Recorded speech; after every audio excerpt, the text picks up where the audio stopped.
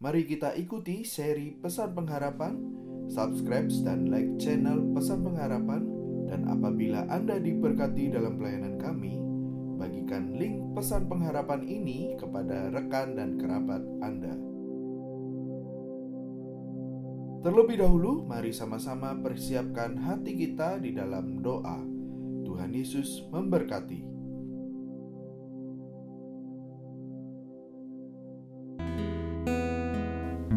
Bapa yang di surga, kami mengucap syukur karena pada akhirnya kami boleh tiba di tanggal 25 Desember tahun ini, tahun yang tidak mudah bagi kami, dan kami boleh memperingatkan dan merayakan kelahiran Tuhan Yesus, anak Allah yang menjadi manusia, Sang Firman yang menjadi daging dan tinggal di antara kami, sebagai Immanuel, Allah yang beserta dengan kami. Terima kasih Tuhan, hamba mengucap syukur, dan kami semua akan merenungkan firman-Mu, firman yang penuh kuasa untuk menjadi bekal bagi kami, sebuah renungan tentang Natal, bahwa Tuhan Yesus Juru Selamat satu-satunya dan Tuhan penguasa pemilik kehidupan kami. Terima kasih Tuhan, dalam nama Tuhan Yesus kami mengucap syukur dan berdoa. Amin. Shalom putra-putri kerajaan surga yang dikasihi oleh Tuhan, yang juga saya kasihi. Seri Pesan Pengharapan yang ke-16 pada kali ini adalah sangat spesial karena bertepatan dengan hari Natal. Saudara, tema yang akan kita renungkan pada seri Pesan Pengharapan ini yaitu Natal, pintu yang kekal. Natal, pintu yang kekal. Mari kita buka ayat firman Tuhan, ayat-ayat suci di dalam kitab kita, di dalam Yohanes pasal 10 ayat 9 sampai 11. Injil Yohanes 10 ayat 9 sampai 11. Akulah pintu, barang siapa masuk melalui aku, ia akan selamat dan ia akan masuk dan keluar dan menemukan padang rumput. Pencuri datang hanya untuk mencuri dan membunuh dan membinasakan. Aku datang supaya mereka mempunyai hidup dan mempunyainya dalam segala kelimpahan. Akulah gembala yang baik. Gembala yang baik memberikan nyawanya bagi domba-dombanya. Banyak dari kita telah mengerti bahwa Natal adalah kelahiran Yesus Tuhan menjadi manusia.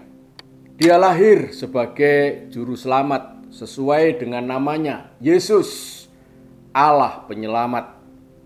Jadi Natal adalah pintu yang kekal untuk menemukan keselamatan. Karena Natal adalah kelahiran Sang Juru Selamat. Jadi Natal adalah sebuah pintu yang kekal supaya kita menemukan keselamatan. Saudara, betapa dari mulai Adam dan Hawa jatuh dalam dosa, lalu Tuhan sendiri dalam Kejadian 3 ayat 15 mengumandangkan proto-evangelion, berita keselamatan yang paling awal. Bagaimana Tuhan sendiri yang akan beracara dengan ular yang merupakan gambaran dari iblis. Dan Tuhan membuat perhitungan bahwa suatu saat benih perempuan ini akan menghancurkan kepalamu, menghancurkan seluruh kuat kuasa daripada iblis. Tetapi iblis akan mematuk tumitnya. Artinya Sang Juru Selamat itu memang lahir untuk mati, dipatuk tumitnya oleh iblis, kuasa kegelapan itu, untuk menebus dosa kita manusia, supaya dengannya kita diselamatkan. Saudara, pada poin yang pertama ini, Yesus sendiri yang berkata, akulah pintu. Barang siapa masuk melalui aku, ia akan selamat. Jelas merupakan sebuah jaminan.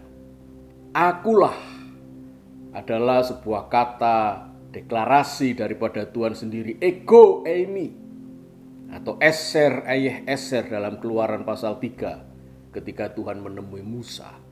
Saudara, itulah yang juga diproklamasikan oleh Tuhan Yesus. Tidak ada manusia yang bisa berkata ego eimi, aku adalah, kecuali Tuhan Yesus yang memang adalah Sang Putra yang menjadi daging. Saudara, dikatakan di sana bahwa akulah pintu. Kata pintu atau tira di dalam bahasa aslinya artinya adalah tidak sekedar pintu, tapi sebuah gerbang, sebuah jalur masuk, sebuah portal. Kalau sekarang dalam teknologi informasi, saudara akan membuka file-file penting, tetapi harus melalui portal yang disediakan. Jika kita tidak mengetahui portal tersebut, kita tidak bisa mengakses jaringan atau file yang kita akan masuki. Itulah pintu yang disebutkan oleh Tuhan Yesus. Dan pintu yang dilewati oleh domba-domba di zaman itu, saudara, memang tidak terbuat dari pintu yang kita gambarkan sebagai pintu rumah. Tidak, saudara. Karena pintu bagi domba-domba itu adalah Sang Gembala sendiri. Bagaimana mungkin mereka membangun pintu, padahal kandang di mana mereka berternak domba dan mengembalakan domba adalah padang rumput besar di luar kota, saudara. Jadi mereka hanya membuat semacam pagar, lalu saudara, di situ ada tiang, dan di mana tiang itu memang tidak berpintu. Siapa yang menjadi pintu? Bukan apa yang menjadi pintu, tetapi siapa yang menjadi pintunya? Gembalanya sendiri. Gembala-gembala itu akan tidur sebagai palang pintu, sehingga domba-domba itu tidak bisa keluar seenaknya di malam hari. Di samping itu, saudara, kalau pagi hari domba-domba itu akan keluar mencari padang rumput, maka mereka harus melewati Sang Gembala yang berfungsi sebagai portal atau pintunya. Dan di saat itu Sang Gembala berkesempatan untuk menghitung ulang berapa puluh, berapa ratus ternak yang mereka gembalakan. Dihitung satu persatu, bahkan dikenali nama-namanya. Luar biasa, saudara. Dan ketika mereka sudah selesai makan di padang rumput, kembali Sang Gembala berfungsi menjadi pintu. Dan pada saat itu domba-domba itu dihitung ulang. Berapa yang tadi keluar dan yang berapa sekarang masuk untuk tidur di kandang yang hanya sekedar kayu palang itu. Dan pada malam hari gembala-gembala itu tidur supaya domba-domba tidak keluar menyelinap dan diterkam oleh binatang buas. Sehingga dengan demikian, memang Yesus sendiri yang mengatakan akulah pintu, artinya dia menempatkan dirinya sebagai gembala yang berperan pada waktu itu, yang melindungi dombanya, yang dikatakan di dalam ayat 9 itu, yang menyediakan dan menemukan padang rumput untuk domba-domba itu, saudara. Luar biasa. Tuhan, Juru Selamat kita, adalah pintu supaya kita menemukan keselamatan. Kita tahu bahwa pandemi COVID ini, saudara, begitu kejam, merenggut kebahagiaan pernikahan. Banyak pernikahan-pernikahan yang hancur di tengah-tengah pandemi ini. Tidak hanya menghancurkan pernikahan, tapi kejiwaan dan kesehatan manusia. Sudah banyak yang meninggal di seluruh dunia, jumlahnya jutaan, saudara. Saudara, kita hanya melihat bahwa betapa kejamnya COVID ini.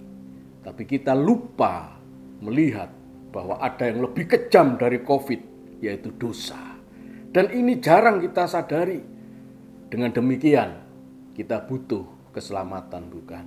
Kita butuh pintu, di mana kita ini sebagai domba tidak akan bisa melawan kegelapan di luar sana. Tidak akan bisa melawan binatang-binatang liar yang ganas, yang akan memangsa domba-domba itu, saudara. Kita butuh seseorang berperan sebagai pintu untuk keselamatan kita. Roma 6 ayat 23, Rasul Paulus berkata, sebab upah dosa ialah maut, tetapi karunia Allah ialah hidup yang kekal di dalam Kristus Yesus Tuhan kita. Dalam kelahirannya, Natal, kita menemukan pintu yang kekal untuk bisa kita menemukan keselamatan. Poin yang kedua, sebuah ayat yang sangat kita kenal. Yohanes pasal 10 ayat 10. Pencuri datang hanya untuk mencuri dan membunuh dan membinasakan. Aku datang, kata Yesus, supaya mereka mempunyai hidup dan mempunyainya dalam segala kelimpahan. Saudara, dimensi keselamatan kita adalah dimensi yang holistik. Tidak hanya keselamatan itu untuk roh kita, tetapi jiwa kita dan tubuh kita selama di dunia ini juga dijamin menemukan hidup yang berkelimpahan. Kata hidup di situ adalah zoe. Zoe itu artinya hidup yang berkualitas. Sebab zoe ialah hidupnya Allah sendiri. Berbeda dengan Yesus, saudara, pencuri hanya mencuri, membunuh dan membinasakan. Kata mencuri di situ sangat indah. Karena kata mencuri itu ditulis dengan arti mengutil. Mencuri dengan menyopet, mencoleng, atau menyerobot. Saudara, semua kata-kata ini adalah pekerjaan dari pencuri. Ketika orang itu lengah, barangnya dikutil, dicuri, diserobot maupun dicopet. Tetapi yang luar biasa, saudara, Yesus datang untuk memberikan hidup yang berkualitas, hidupnya Allah sendiri, supaya kita memiliki hidup yang berkelimpahan. Roma pasal 5 ayat 17, ada sebuah kontras antara kedatangan Adam dan kedatangan Yesus.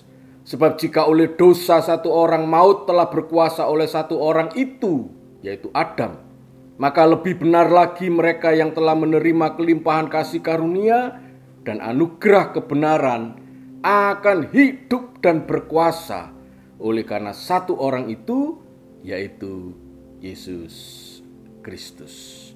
Berbeda dengan pencuri, Yesus datang untuk memberikan hidup, dan hidup yang tidak sekedar hidup, tetapi hidup yang berkelimpahan. Pada akhirnya, poin terakhir kita renungkan bahwa Natal adalah pintu yang kekal. Ketika Yesus di ayat 11 berkata, akulah gembala yang baik. Gembala yang baik memberikan nyawanya bagi domba-dombanya.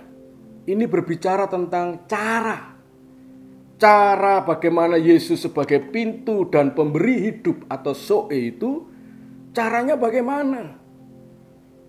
Tuhan Yesus membuat semuanya itu nyata untuk kita dan saudara-saudara dan saya dengan cara memberikan nyawanya bagi domba-dombanya. Jelas kalimat kunci di sana menyatakan cara gembala yang baik tidak hanya sekedar di bibir diucapkan oleh Yesus, tetapi caranya real, bahwa dia memberikan nyawanya bagi domba-dombanya. Inilah satu-satunya pemimpin, bahkan raja, yang mau habis-habisan mengasihi saudara dan mengasihi saya, sampai nyawa pun dia berikan. Kenapa Yesus lahir di palungan, di kandang domba, di sebuah kandang di Bethlehem? Tidak sekedar karena Yusuf dan Maria sudah kehabisan tempat menginap, saudara, tetapi sebetulnya itu berbicara dengan jelas. Karena Bethlehem adalah tempat peternakan yang sangat besar, peternakan domba-domba yang akan dipersembahkan di Bait Allah di Yerusalem. Dan sesungguhnya ketika Yesus lahir di situ, dia menyatakan dirinya bahwa dia adalah anak domba Allah yang menjadi korban bagi kita semua. Dialah sesungguhnya anak domba itu, saudara. Kalau domba-domba yang lain hanyalah merupakan gambaran dari Dia sendiri, pribadi yang memberikan nyawanya bagi kita semua. Merayakan Natal di tengah wabah, biarlah mengajak kita mereview perjalanan iman kekristenan kita dan mengingatkan kasih kita kepada Kristus. Karena Natal sesungguhnya adalah pintu yang kekal supaya kita menemukan keselamatan. Sebuah hidupnya Allah sendiri, hidup yang holistik, berlimpah-limpah. Oleh karena kasih karunia Tuhan sudah kita nikmati di dalam Kristus Yesus. Kami sekeluarga mengucapkan selamat hari Natal dan Tahun Baru. Selamat hari Natal, selamat hari Natal, selamat hari Natal dan Tahun Baru. Selamat hari Natal, selamat hari Natal, selamat hari Natal dan Tahun Baru. Salam bagimu sekalian. Selamat hari Natal dan Tahun Baru. We wish you a Merry Christmas.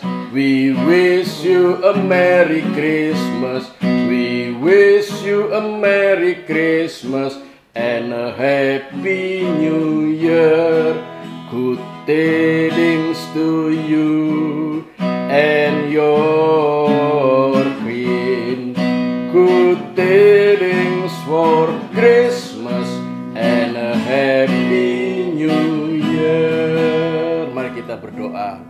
Tuhan, kami mengucap syukur pada akhirnya kami sampai di penghujung tahun ini dengan memperingatkan dan merayakan Natal. Tidak kebetulan Natal kami rayakan menjelang Tahun Baru, karena dengan demikian hati kami mantap di dalam Engkau Tuhan, karena Engkau Sang Immanuel berjalan bersama kami di tahun yang baru. Sesungguhnya Engkau adalah pintu yang kekal.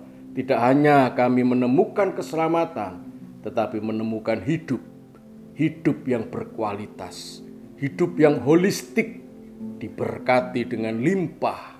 Karena hidup kami yang Tuhan berikan adalah hidupnya Allah sendiri. Terima kasih Tuhan, berkat daripada Allah Bapa, Putra dan Roh Kudus tercurah atas kehidupan kami mulai sekarang sampai selama-lamanya. Dalam nama Tuhan Yesus kami mengucap syukur, kami berdoa. Amin. Tuhan memberkati saudara, sampai bertemu kembali di pesan pengharapan yang akan datang di tahun yang baru. Amin.